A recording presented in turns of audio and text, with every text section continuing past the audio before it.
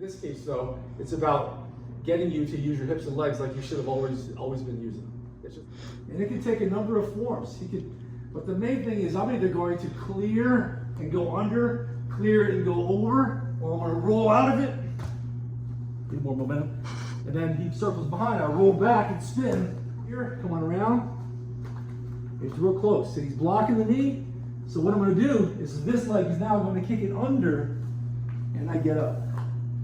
And then either he circles behind or he stays there, and then I can just kind of sit back and do a little sit out, put it back in the guard, just for the sake of this exercise. So to look at that again, he passes over this leg, and he's got me close. He's crowding, and I can't get this in, and I can't even go around on the outside. So what I do is I ball up here, hips out. Now you do a switch. Move away for a second, please. You do a switch where this leg that is on this side goes under. And that effectively turns my hips over where I can get up. My hips have escaped, and I'll just react.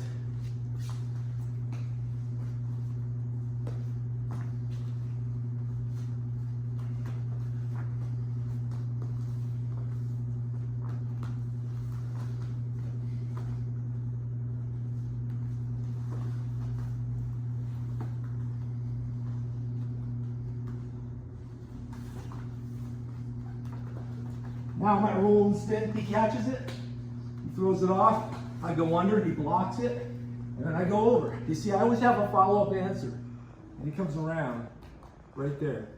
Now, if I can't break this through here, he's low and close, like that. And I bring this over and put it here as a place to stand and push and then open up.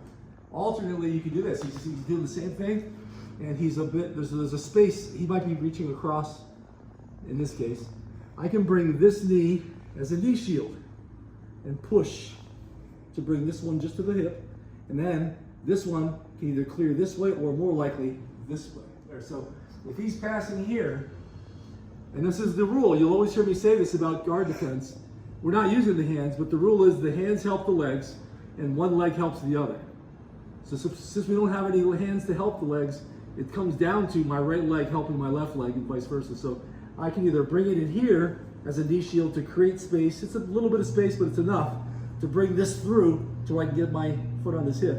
And then I clear this leg like so, where his hips are close to my head. I bring this foot here and put it there and wedge it and then open back up. Sometimes what you find, then you take the next step and you connect it to other things like this. I'm here and I try to bring this free, and I do. And then I bring this one through, and I might go arm lock, but I'm not grabbing it. I might pull it out, and I go omoplata. Or we're back again. He stacks, and watch. I bring this through, and he just kind of plays along. He keeps his hands here. I bring this through and this over, and I go to my triangle. But for the sake of the drill, you can also go to arm lock, omoplata, and triangle choke.